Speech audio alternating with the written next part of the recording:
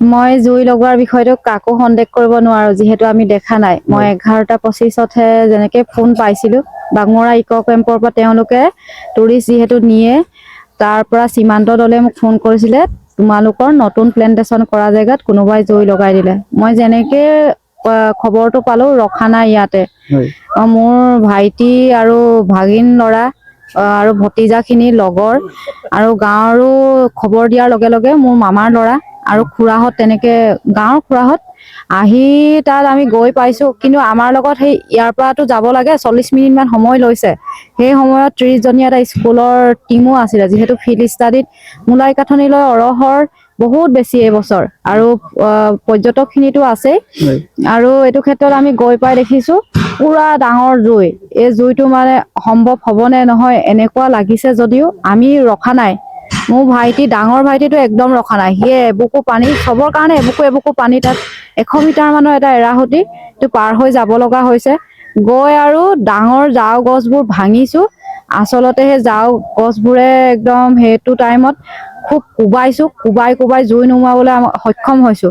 সেই জুই নুমাই থাকোতে মাজুলীৰ জিলা প্ৰশাসন, বন বিভাগ, তেওঁলোকে অৰহৰ মোৰ টেলিফোন যোগে আছিলে। তেওঁলোকে সেইটো টাইমত সাহস দিছে। এই সাহসটো তেওঁলোকক ধন্যবাদ। আৰু জুই নুমাবলৈ আমি সক্ষম হৈ গলো 2:15 মানত। যিহেতু তাত এটা এই যোনটো মূলাই কাঠনি 2 নাম দিয়া হৈছে, এইটো 2022 চনৰ পৰা নতুন প্লেন্টেশ্যন এৰিয়া, একেবাৰে নতুন।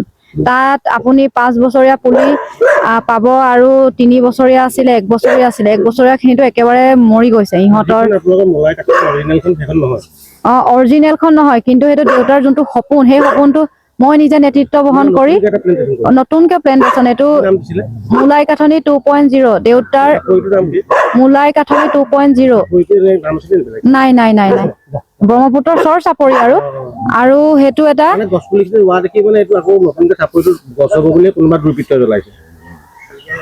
সেইটো হ'ব পাৰে, কিন্তু একেবাৰে বালিময়ৰ পৰা আমি যিহেতু লালন পালন কৰি 70জনীয়া টিম এটাই, এইটো যিহেতু অসমৰো ফাণ্ড নহয়, এটা অসমৰ বাহিৰৰ ফাণ্ড, ছাষ্টেইনেবল গ্ৰীণ ইনিচিয়েটিভৰ ফাণ্ড, অসমৰ বাহিৰৰ।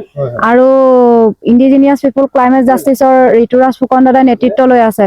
দেউতাই অৰহৰ প্ৰচেষ্টা, তেখেতৰ নেতৃত্ব। মই নিজে লৈ আছো এইটো গোটেই হেৰিটো, প্ৰচেছটো, প্লেন্টেশ্যনৰ এইটো।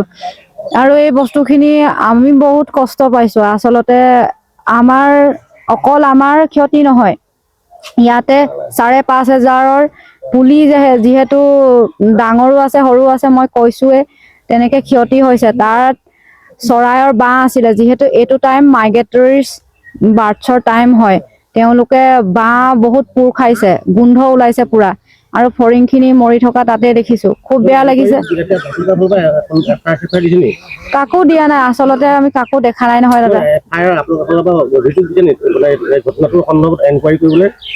এনকুৱাৰী কৰিবলৈ বন বিভাগক, যিহেতু যিয়ে নহওক, এবাৰ তাত গৰু ম'হৰ খুটিখিনি আছেতো, তেওঁলোকক এবাৰ সোধা পোছা কৰিলে আমি খুব ভাল পাম। কিন্তু এতিয়ালৈকে বৰ্তমানলৈকে কোৱা নাই। তথাপিও নাই দিয়া দাদা ব্যৱস্থা গ্ৰহণ আইনগত, এতিয়া নেদেখাকে কাংনো দিম, এতিয়া ধৰিব নোৱাৰা।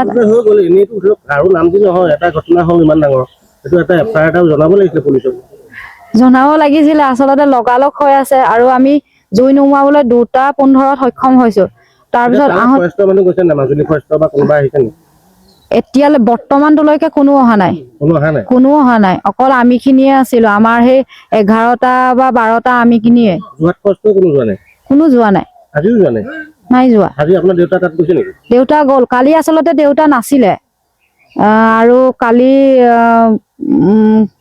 খবৰটোতো পাইছে, আৰু গধূলি টাইমত মোক বন মন্ত্ৰীয়ে দুবাৰকৈ ফোন কৰিছে। তেখেতে গোটেই ঘটনাটোৰ বিষয়টো মোক বুজ লৈছে।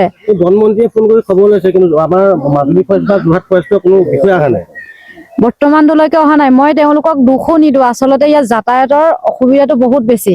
নদীখন আছেতো, নদীখন আৰু নাও পাবলৈ খুব টান।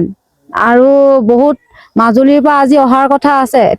এতিয়া মই ঘৰত যিহেতু আছো, দেউতা হাবিত আছে, দেউতা আজি নাহেও, তাতে থাকিব। বন বিভাগ আহিম বুলি কৈছে, আহিছে যদি বৰ্তমানতো তাত উপস্থিত হৈছে যদিও মই নাজানো।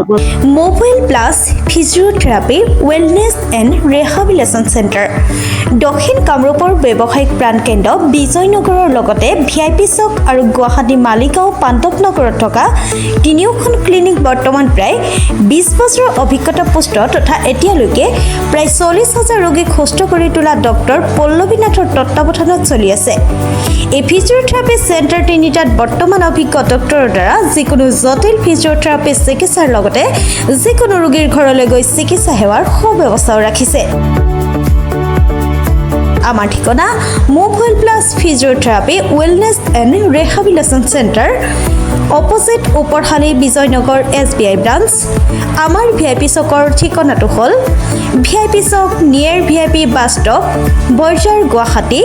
আমাৰ মালিগাঁও ঠিকনাটো হ'ল চেলাছ 360 physiotherapy and rehabilitation centre Maligaon Pandavnagar Guwahati 12। আমাৰ যোগাযোগ নম্বৰ হৈছে 8011744696।